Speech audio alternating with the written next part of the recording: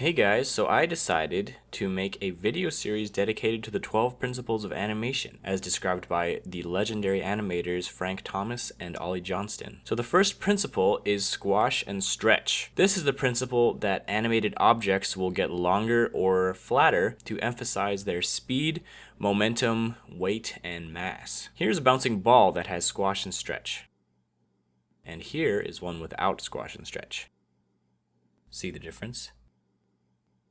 The amount that an object squashes and stretches says something about its mass.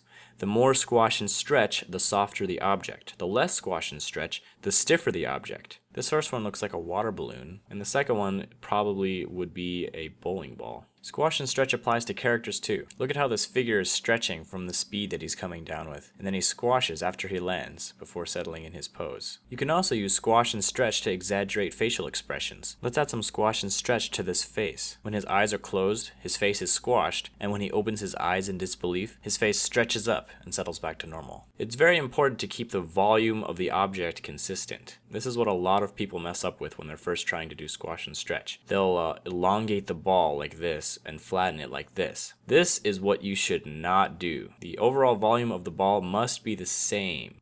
So as the ball gets longer, it also gets narrower.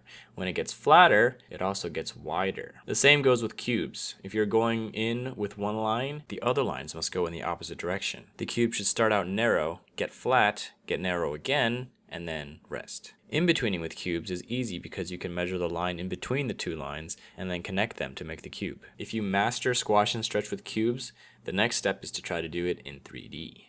Another important note is that the ball does not have to be stretching the entire time that it's falling. When it's just starting to fall, it should have its normal shape for the most part.